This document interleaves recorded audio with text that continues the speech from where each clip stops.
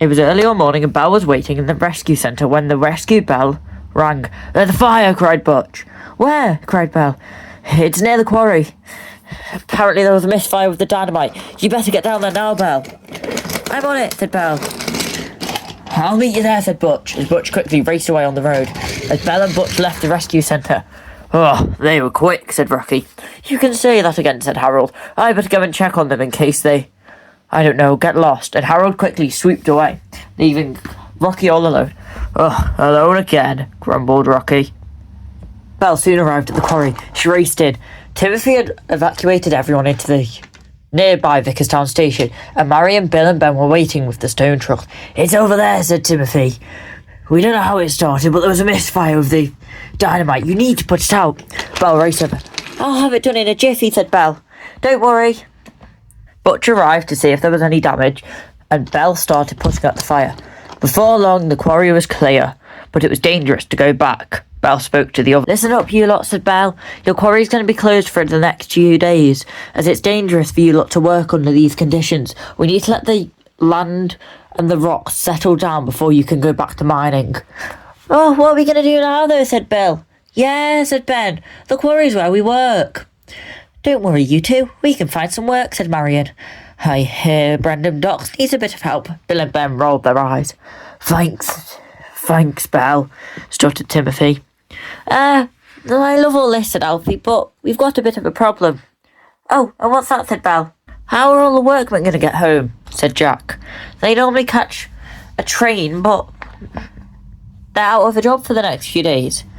"Oh, do you not have like a special train rescue coach?" chuckled Bill. "Yeah, a rescue coach," chuckled Ben. "No, we're not that advanced, are we, Butch?" "We're not that advanced, but I'm sure someone will come by eventually," said Butch. Believe it or not, an engine did.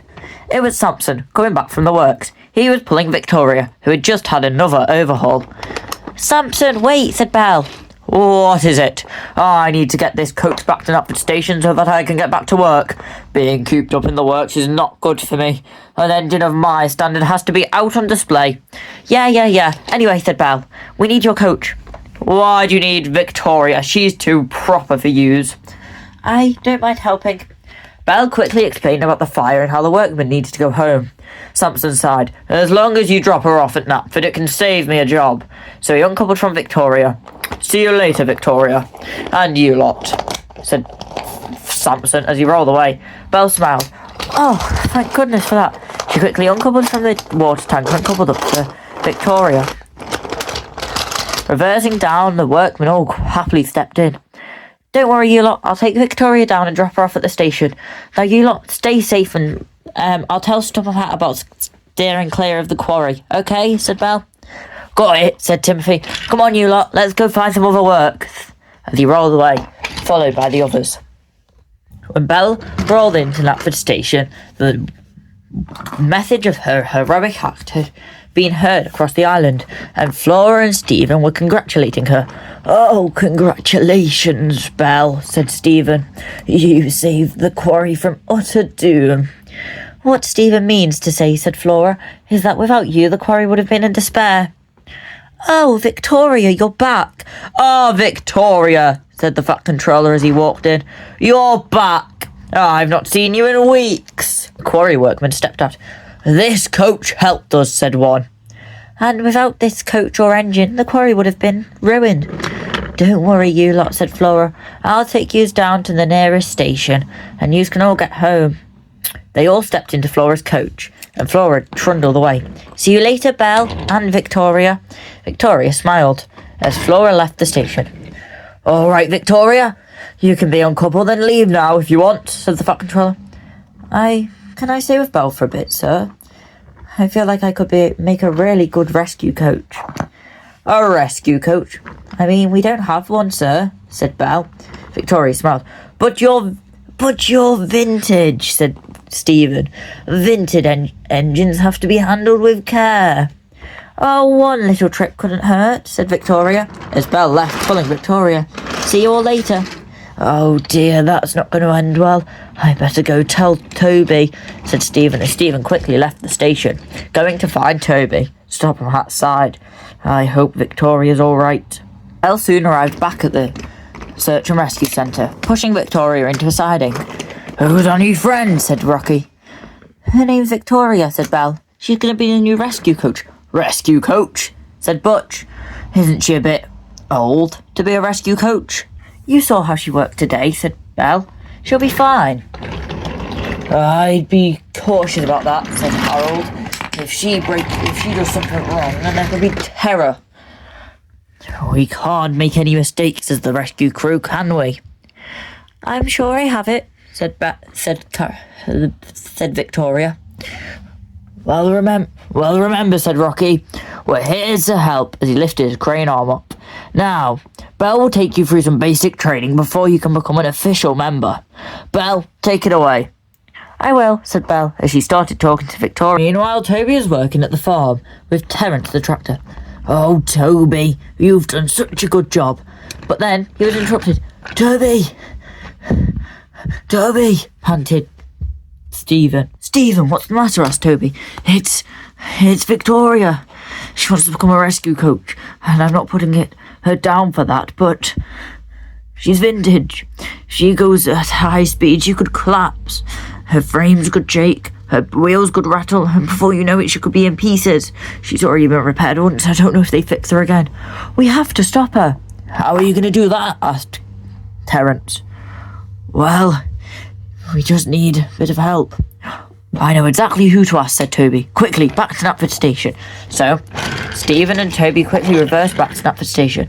Toby was looking for someone specific.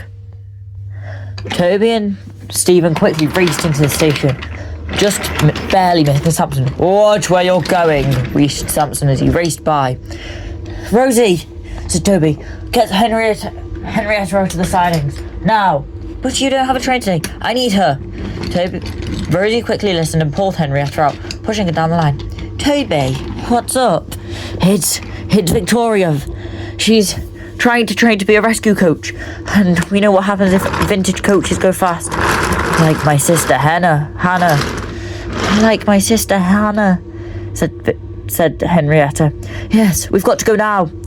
"All right, let's go," said Stephen. So, Rosie uncoupled from Herietta and Toby coupled up, pushing Herietta and himself out of the station and to the search and rescue centre. Rocky had just finished going over all the safety precautions when Stephen raced in. "Don't go anywhere," he cried. What? Just then, they heard a loud whoosh as Herietta got pushed through the tunnel by Toby.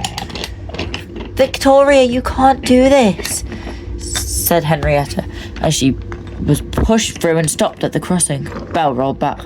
Toby rolled in next to Herietta. "What do you mean?" said Victoria. "What she's saying is you can't do this," said Toby, pulling Victoria out of the yard to face Herietta. "Why not?" "Because you can't do this," said Herietta, "because you're not built for this. You're a vintage coach, like me, or Stephen's coaches." Stephen pulled forward, revealing his two old coaches. But this is what I want to do," said Victoria. "I know it's something you'd want to do," said Herietta, "but it's something you're unable to do. I'm afraid you're too vintage for that. Does that mean I'm going to be scrapped?" "Of course not," said a boy. It was Winston. He'd just arrived with the topham hat. "But, sir, how did you know we were here?" said Toby. "I heard your kerfuffle from my office and came out and Rosie told me that Victoria wanted to be a rescue coach. I knew I had to stop her." "But I want to be a rescue coach." "I'm sorry, Victoria, but you're not built for high speed. I know that you think you're going to be scrapped, but I would never scrap a coach like you, Victoria. You're vintage." You really mean that, sir?" "Of course I do, and I think you can go back to being on your train with Toby or Flora." "Really, sir?" "Yes, and don't worry, we'll find you an engine," smiled the Fat Controller. Victoria blushed. She'd never felt so wanted before. So, before long, she had coupled up to Victoria, and followed by Winston, who left quickly. Toby left, pulling Victoria and Herietta, who are now much happier.